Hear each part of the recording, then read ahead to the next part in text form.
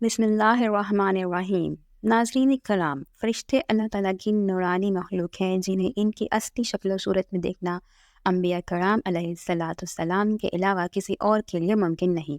یہی وجہ ہے کہ ہمارے ارد گرد لاتعداد فرشتے اپنے کاموں میں مصروف ہیں، مگر ہمیں وہ دکھائی نہیں دیتے۔ اگر وہ انسانی شکل اختیار کر کے ہمارے سامنے آئیں تو پھر انہیں دیکھنا ممکن ہے۔ انسان کی نسبت فرشتے عظیم مخلوق ہیں اور ان میں بھی چھوٹے اور بعض بڑے ہیں۔ فرشتوں کے پر، فرشتوں میں بعض کے 2 پر ہیں اور بعض کے 600 پر ہیں۔ قرآن کریم میں ارشاد پاک ہے کہ اللہ تعالیٰ ہی کے لیے تمام تعریفیں ہیں جو آسمان اور زمین کا پیدا کرنے والا ہے اور 2 3 4 پروں والے فرشتوں کا اپنا قاصد بنانے والا ہے۔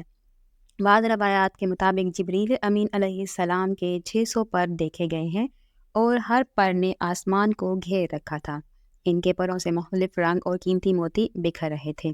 فرشتوں کی قد و قامت، وہ فرشتے جنہوں نے عرش اٹھا رکھا ہے، ان کے قد و قامت کے بارے میں سیدنا انس رضی اللہ تعالیٰ عنہ سے مروی ہے کہ حضور نبی اکرم صلی اللہ علیہ وآلہ وسلم نے ارشاد فرمایا، عرش کو اٹھانے والے فرشتوں میں سے ایک فرشتے کے بارے میں مجھے یہ بتانے کی اجازت دی گئی ہے جس کے پاؤں سب سے نچلی 7ویں زمین میں ہیں اور اس کے کندھوں پر عرش ہیں۔ اس کے دونوں کانوں اور کندھوں کے درمیان اتنی دوری ہے کہ اسے طے کرنے کے لیے پرندے کو 700 سال کی پرواز چاہیے۔ وہ فرشتہ کہتا ہے، یا اللہ تو پاک ہے جہاں بھی ہے اور جہاں بھی ہو۔ فرشتوں کی ضروریات، اللہ تعالیٰ نے فرشتوں میں شادی بیاہ کی حاجت نہیں رکھی، اس طرح انہیں کھانے پینے سے بھی بے نیاز کر دیا ہے۔ اس کی وضاحت قرآن مجید میں مذکور سیدنا ابراہیم علیہ السلام کے اس واقعے سے ہوتی ہے جس میں ہے کہ ابراہیم علیہ السلام کے پاس فرشتے آئے تو آپ علیہ السلام کے لیے فوراً گوشت لے کر آئے، مگر انہوں نے اسے تناول نہیں کیا۔ اللہ تعالیٰ نے فرشتوں کو بیماری، سستی، کاہلی، دکھ، تکلیف، تھکاوٹ اور اکتاہٹ وغیرہ سے محفوظ رکھا ہے۔ وہ دن رات فقط اللہ کی اطاعت میں اپنے کاموں میں مصروف رہتے ہیں۔ قرآن مجید میں بیان ہوا کہ آسمانوں اور زمین میں جو کچھ ہے اسی اللہ کا ہے اور جتنے اس کے پاس فرشتے ہیں وہ اس کی عبادت سے نہ سرکشی کرتے ہیں اور نہ تھکتے ہیں۔ وہ دن رات اللہ کی تسبیح بیان کرتے ہیں اور ذرا سی بھی سستی نہیں کرتے۔ فرشتے تقریباً عام طور پر آسمانوں میں رہتے ہیں جو صرف اللہ تعالیٰ کے حکم سے مختلف کاموں کے لیے زمین پر اترتے ہیں اور پھر واپس آسمان پر چلے جاتے ہیں۔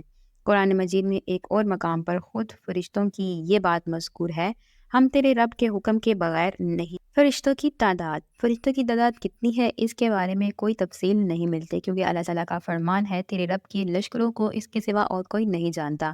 بعض احادیث سے معلوم ہوتا ہے کہ فرشتوں کی تعداد بہت زیادہ ہے، بلکہ اندازہ ہوتا ہے کہ انسانوں اور جنوں سے بھی ان کی تعداد زیادہ ہے۔ سیدنا ابو ذر رضی اللہ تعالیٰ عنہ سے مروی ہے کہ اللہ کے رسول صلی اللہ علیہ وآلہ وسلم نے فرمایا، آسمانوں میں کہیں 4 انگلیاں جگہ بھی ایسی نہیں جہاں کوئی نہ کوئی فرشتہ سجدہ ریز نہ ہو۔ سیدنا عبداللہ بن مسعود رضی اللہ تعالیٰ عنہ سے مروی ہے کہ اللہ کے رسول صلی اللہ علیہ وسلم نے فرمایا، قیامت کے روز جہنم کو اس حال میں لایا جائے گا کہ اس کی 70 لگامیں ہوں گی اور ہر لگام کے ساتھ 70,000 فرشتے ہوں گے جو اسے کھینچ کر لا رہے ہوں گے۔ فرشتوں کی ایک اہم خاصیت، فرشتوں کی ایک اہم خاصیت یہ بھی ہے کہ وہ اللہ تعالیٰ کے حکم سے اپنی شکل و صورت کے علاوہ کوئی اور صورت بھی اختیار کر سکتے ہیں۔ یہ صورت کسی ایسے انسان کی بھی ہو سکتی ہے جسے دیکھنے والے پہچان لیں۔ انسانوں کے علاوہ کسی اور جاندار کی صورت اختیار کرنے کی فرشتوں کو طاقت ہے یا نہیں، اس کے بارے میں قرآن و سنت میں کوئی صراحت یا ذکر نہیں ملتا۔ البتہ ان کی انسانی شکل اختیار کرنے کے واقعات ضرور ملتے ہیں جن سے یہ اندازہ ہوتا ہے کہ فرشتے اللہ تعالیٰ کے حکم سے دیگر شکلیں بھی اختیار کر سکتے ہیں۔ سیدنا ابراہیم علیہ السلام کے پاس فرشتے انسانی شکل میں آئے اور ابراہیم علیہ السلام ان فرشتوں کو پہچان نہ پائے۔ پھر فرشتوں کے بتانے پر آپ علیہ السلام کو معلوم ہوا کہ یہ انسان نہیں ہے بلکہ فرشتے ہیں۔ فرشتوں کی طاقت، اللہ تعالیٰ نے فرشتوں کو انسانوں اور جنوں سے کئی گنا زیادہ طاقت و قوت عطا کر رکھی ہے۔ حضور نبی صلی اللہ علیہ وآلہ وسلم نے جب طائف کے مقام پر وہاں کے لوگوں کو اسلام کی دعوت پیش کی تو آپ صلی اللہ علیہ وآلہ وسلم پر وہاں کے لوگوں نے ظلم و جبر کی انتہا کر دی اور حضور نبی کریم صلی اللہ علیہ وآلہ وسلم کو لہو لہان کر دیا۔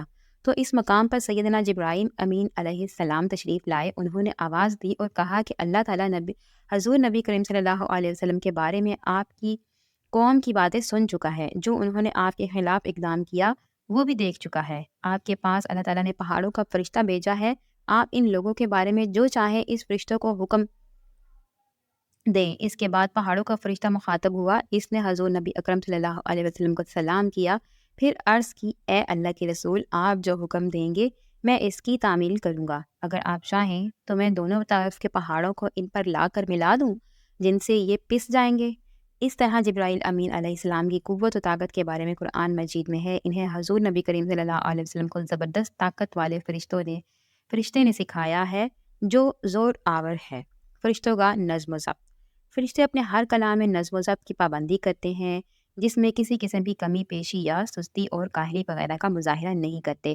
جن فرشتوں کی جب اور جہاں ڈیوٹی لگائی جاتی ہے وہ اس وقت وہاں پہنچ جاتے ہیں اور اسے احسن طریقے سے سر انجام دیتے ہیں۔ فرشتوں کی موت۔ جس طرح انسانوں کی پیدائش اور موت کے مختلف مراحل ہوتے ہیں، فرشتوں کے لیے یہ مراحل نہیں ہیں، یعنی دنیا میں نئے انسان پیدا ہوتے ہیں اور پہلے موجود انسان فوت ہوتے رہتے ہیں، لیکن اس کے برعکس جب اللہ تعالیٰ نے فرشتوں کو پیدا کیا ہے تب سے وہ زندہ ہیں اور قیامت قائم ہونے تک جب تک اللہ پاک چاہیں گے وہ زندہ رہیں گے۔ تب تک اللہ تعالیٰ کی طرف سے انہیں جو ذمہ داریاں دی گئی ہیں انہیں احسن طریقے سے وہ پورا کرتے رہیں گے، لیکن جب قیامت آئے گی تو یہ فرشتے بھی موت سے دوچار ہوں گے۔ پھر ایک ایسا وقت آئے گا جب کائنات میں اللہ تعالیٰ کے علاوہ کوئی چیز زندہ نہ رہے گی۔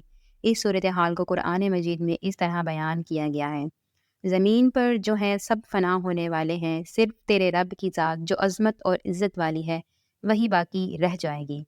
اسی طرح ایک اور مقام پر ارشاد ہوا کہ ہر نفس کو مرنا ہے۔ جزاک اللہ خیر۔